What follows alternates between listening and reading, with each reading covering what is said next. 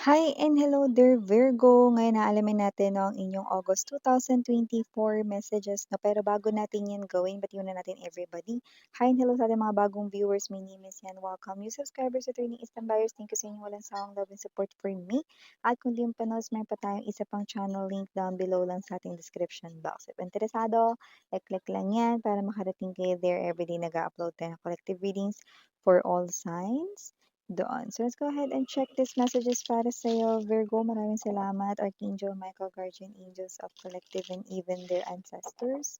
Cross Watchers ni Virgo, welcome ka rin. Pwede rin mag-switch ng roles if you want. The general reading ito. And at the end of the day, lahat ay may free will na free mong gamitin anytime, anywhere. Kunin natin to. Nag-jump siya rito mag-isa. Chariot in reverse. Oh. So let us see. August messages para kay Virgo, please. Hi sa ating mga bagong viewers. My name is Yan. Returning Eastern Buyers, thank you dahil nandito na naman kayo para chumika. So Virgo, etong mga mensahe para sa Agosto mo. Chariot in reverse, Ace of Swords. Oh, may nakapending rito na mensahe, Virgo. Mensahe about saan, Miss Yan? We have the Devil and the Four of Coins. Seven of Cups. Mensahe via online ay kita natin dito. Hermit nandito din. Bottom of the deck, the Sun. Judgment. Interesting. Eight of Coins. Meron ditong nakapending na delay na mensahe rito, no? Okay. Actually, dalawa yun.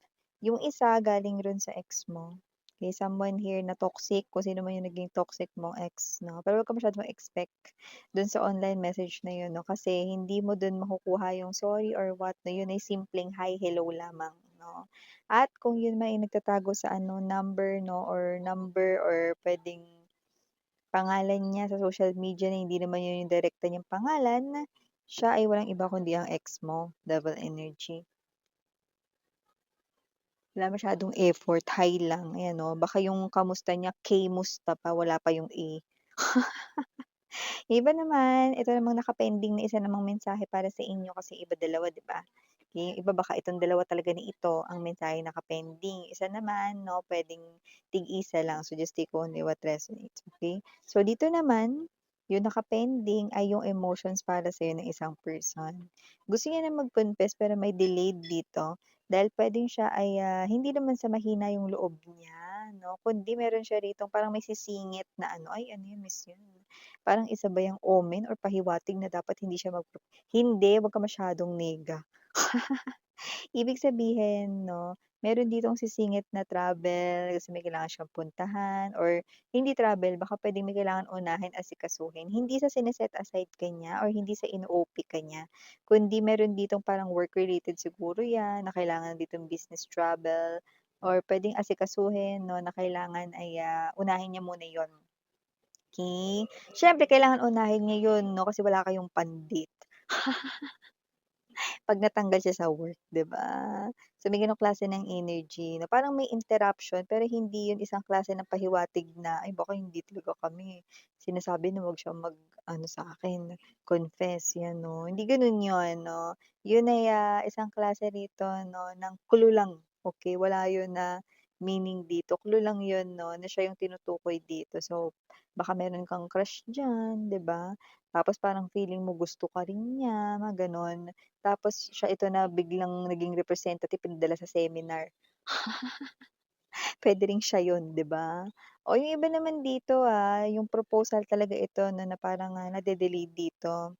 Eh, hindi dahil dine-delay niya talaga 'yan 'no, kundi kailangan niya rito ng hindi sa pinag-iisipan niya na hindi ikaw yung the one, hindi gano'n. Kailangan niya lang dito ng makaipon ng solid na pinansiyal or magkaroon dito ng talagang mapagkukunan na pinansiyal talaga, 'yan.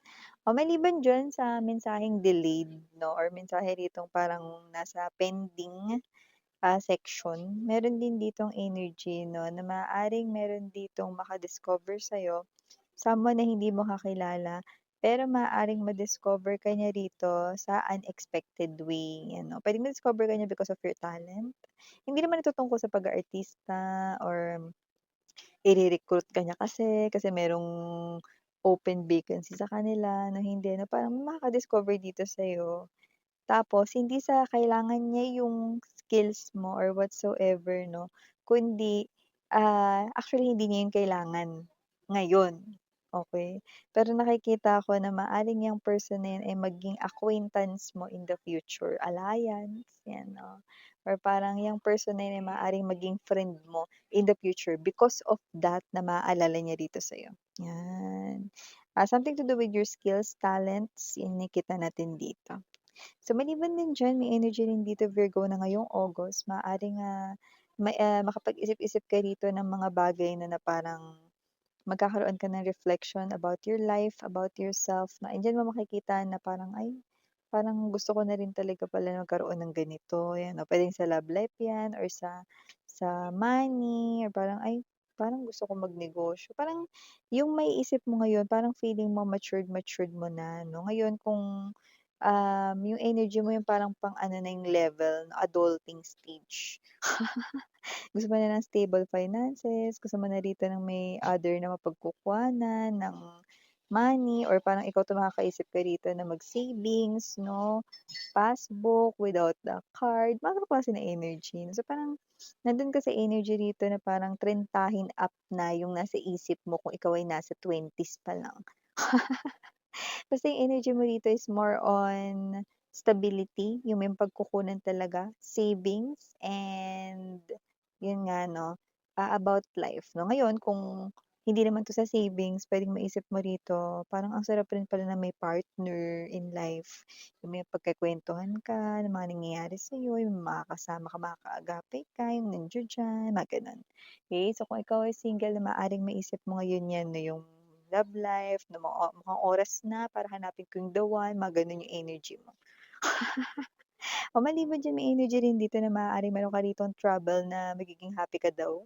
So, puwedeng yung mga makakasama mo rito ay ang iyong mga solid friends or yung mga favorite people mo. Puwedeng family 'yan, puwedeng pinsan, mga ka-close mo. Yung mga friends mo, high school friends, college friends, yan nakikita natin dito and you will have lots of fun. Dito nakita ko 'no na masaya itong araw na 'to dahil, mga favorite people mo ito plus nakatipid ka pa kasi ambagan talaga 'yan. Yung nakatipid ka na, sumaya ka pa, gano'ng energy. So, maliban din diyan nakita rin ako ng Judgment dito and the Eight of Coins. Actually meron ditong nakaantay at, nakaabang dito na parang hindi naman surprise pero parang, ito ay maha-harvest mo na success sa iyong kaperahan, 'yan. Kasi dito parang i-a-approach ka nito from behind or from your back 'no, ito ay success. So, hindi naman 'to yung gulantang na na bigla ka na magiging CEO 'no, kung ikaw ay isang employee, tumalon. Hindi yun gano'n na klase ng excitement, pero nakikita ko na yun na yung umpisa ng breakthrough mo dito. So, kunwari ganito, nagsipag ka, wala kang masyadong absent 'no, hindi ka nagle-leave, yan ganun yung energy mo 'no. Possible na meron ka ditong parang parang ano, stepping stone, ayan 'no. Parang like let's say kung probationary ka diyan, mataas ang chance na ma-regular ka. At ngayon kung regular ka naman na diyan 'no, at ikaw ito na nagsisipag ngayon 'no, at, hindi nag-e-expect basta nagtatrabaho ka lang, ginagawa mo lang yung work mo, may chance na ma-promote ka or kung hindi ma-promote, ma-meet mo yung quota, basta kung ano yung field ng iyo ritong work. Nakikita natin dito. Bibigyan ka dito sa August ng parang, um, recognition, ma-appreciate yung work mo dito and yan yung hindi mo alam kasi yan na yung magdadala sa'yo, unti-unti dun sa parang goal mo sa money, yan. Maliban diyan may energy rin dito Virgo ha, na meron ka ditong, person from the past, wag kang mag-alala hindi yan yung ex mong damuhong, kanina binanggit na natin siya 'di ba? Okay, siya yung magme-message sa'yo, ito iba 'to, person from your past, it's either person from your past life or person from your past na na hindi related sa love. Like let's say 'no, puwedeng siya yung tita ng kaklase mo nung elementary, mga gano'n. O kaya naman basta kilala mo ito. okey. At parang noon, nakakausap mo ito, tapos parang siyempre tumagal na yung panahon, lalo na kung elementary days pa 'yan, ang dami na nagbago 'no. Ngayon makikita mo ulit, ko-connect ka ulit sa tao na yun, pero yung tao na yun hindi rin magse-stay sa life mo. "Ha, ano miss yan?" Kasi bridge lang siya 'no. Siya yung klase ng energy 'no, na papasok ulit sa life mo pero may dadalhin lang siya ritong parang, magandang balita tapos yung magandang balita na yun 'no, 'pag nakuha mo na yun or nakarating na yun sa'yo, nakikita ko ulit siya rito na lalayo. Parang yun lang yung role niya. Like let's say siya yung magdadala rito ng balita, "Uy, alam mo ba dun sa ganito ganyan, kapag ginawa mo 'tong ganito ganyan." Yan, ganun yung klase ng energy. Well, parating naman na siya ngayong August 'no, pero kung ano yung sasabihin niya rito sa'yo na may kinalaman po iyon sa energy ng interesado ka dun. So, puwedeng yun ay may kinalaman sa hobbies mo, yun ay may kinalaman rito sa mga favorites mo, 'yan o kung ano man yang klase na 'yan, 'yan. At nakita rin ako dito energy Virgo 'no, ng may posibilidad na kung ikaw ay, parang what's this, hindi masyadong parang friendly yung mga nasa paligid mo, magugulat ka bigla silang parang lalapit sa'yo, magko-compliment sa'yo na hindi sa pinaplastikan nila 'no, kasi nakikita ko rito that your vibes sa August ay magiging parang mas matingkad 'no, your aura, your energy 'no, wherein people mapapansin mo yung hindi ka kinakausap, kinakausap ka na, yung hindi dati nakikipagkuwentuhan sa'yo, nakikipagkuwentuhan na sa'yo. May change rito of energy 'no, hindi ka nila pina-plastic 'no, it's just that your energy this August 'no, ay talagang very noticeable, taray 'no, yung ganong klase ng energy. Parang ang nangyayari rito 'no, you are like the sun.